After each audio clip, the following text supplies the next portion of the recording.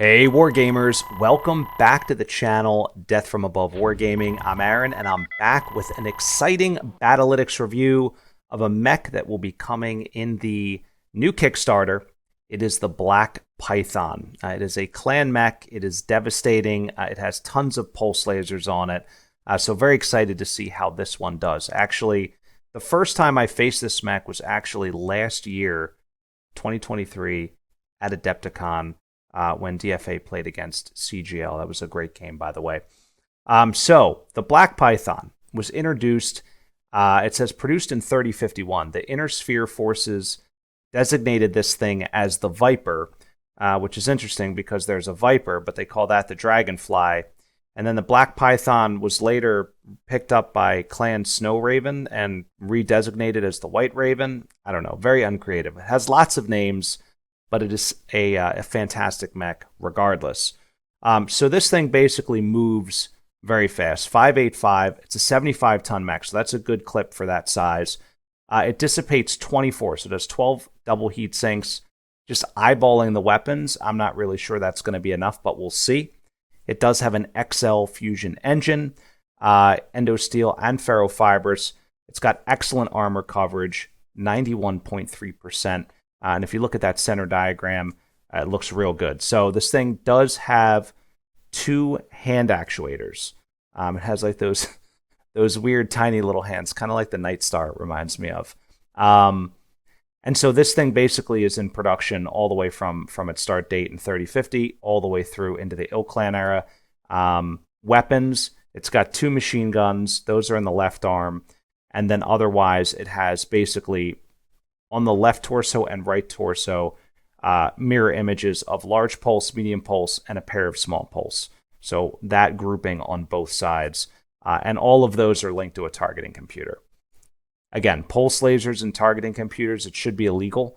But it's a thing in BattleTech, and it gives you a -3 bonus to shooting, which is absolutely bananas. So very interested to see how the Black Python does. Now, in closing, before we dive in, I will say this does have a battle value of 2,813. That is basically like two Marauders or two Warhammers. It's the equivalent of two 3025-ish era IS heavy mechs. So it's a lot of battle value in there. But will it be worth it? I don't know. Guys, Battlytics is going to give us the final answer. Stay tuned. It's coming right up.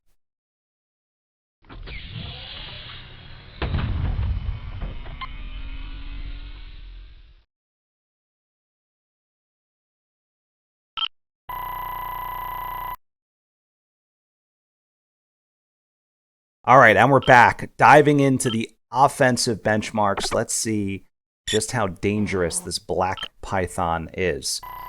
So first and foremost, I would like to call to the forefront here that when you pull the trigger and alpha strike with this mech, it can build up 36 points of heat. That's when everything is in range. That is astronomical.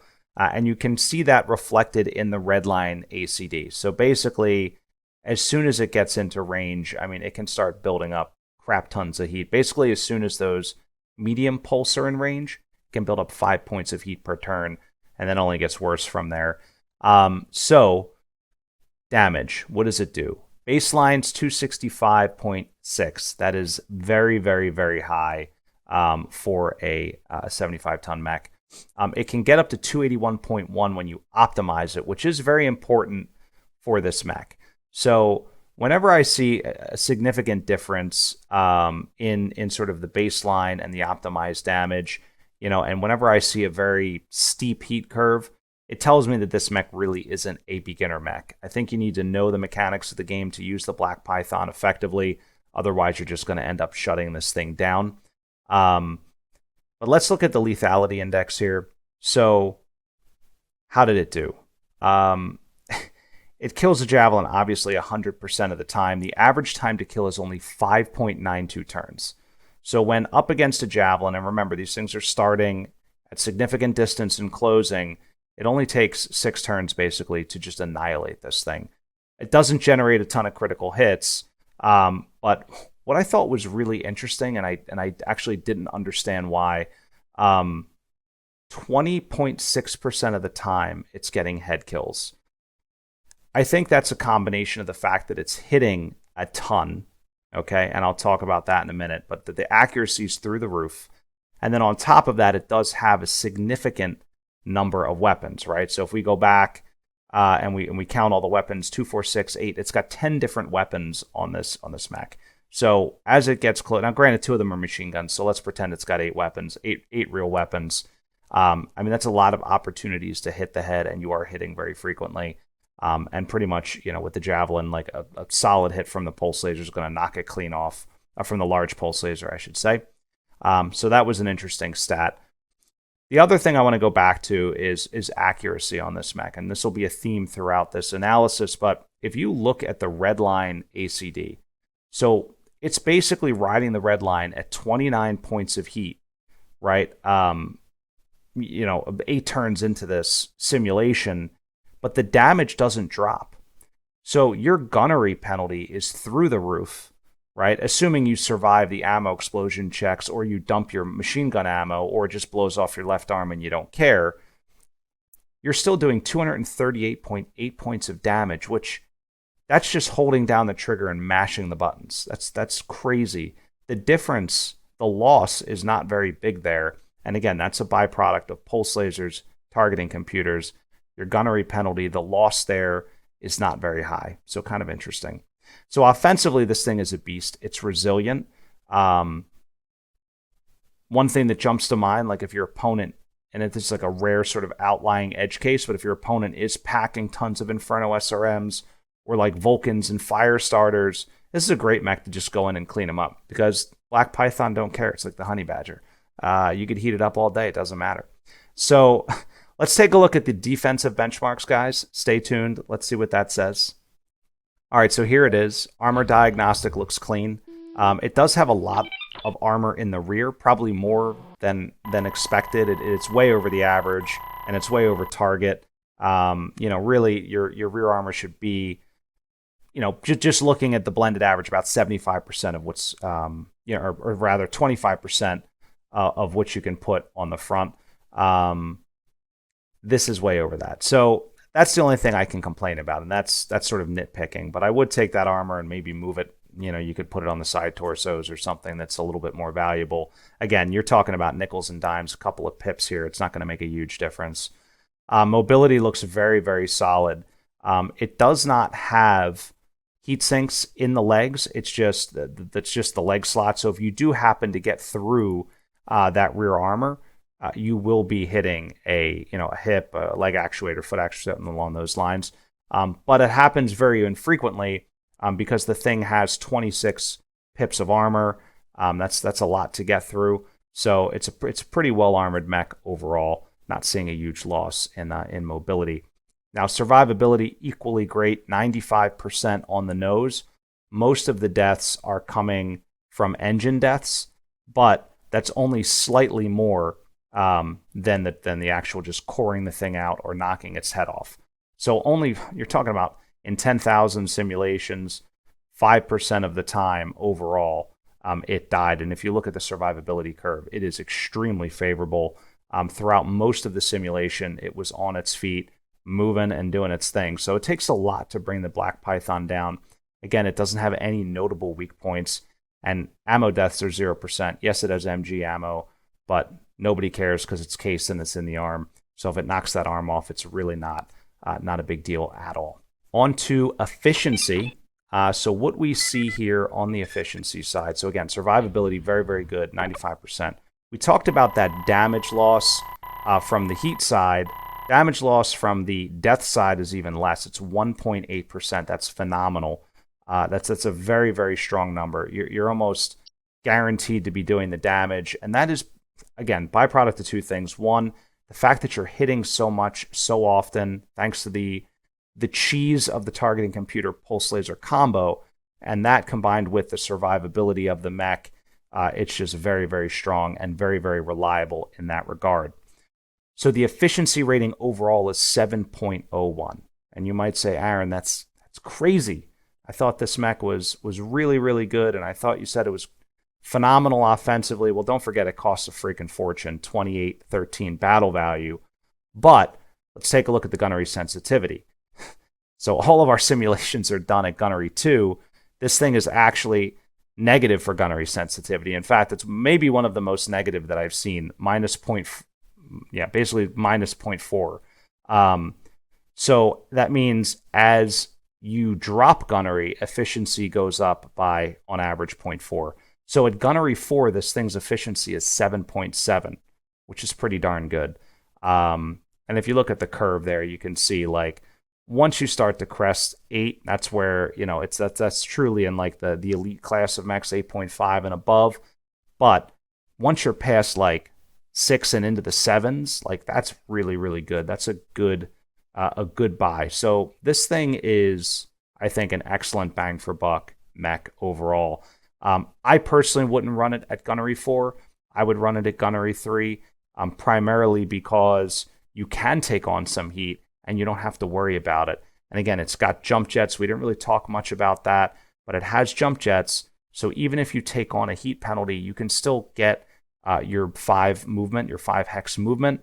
So I think in that regard, I would play it at gunnery 3. I would take on the heat, which I very rarely do, but in this mech, I would absolutely do it.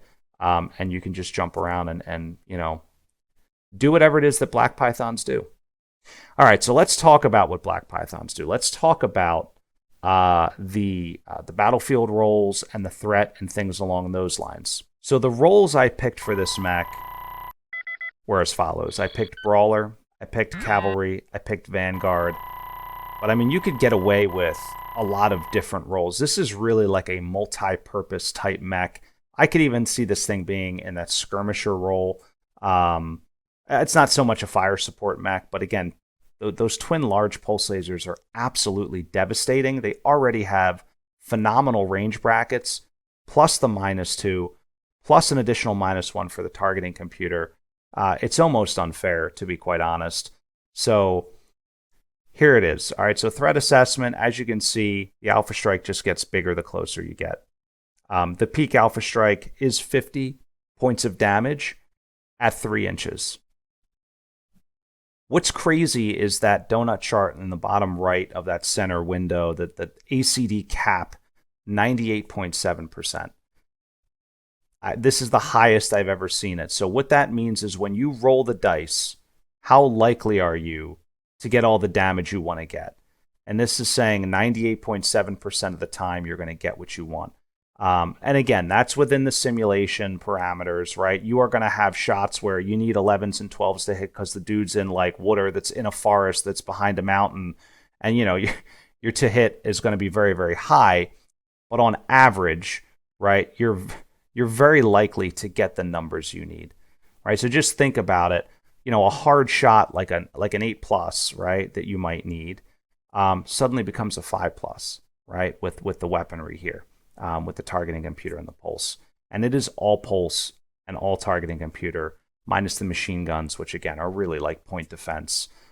So it's a very terrifying mech in that regard.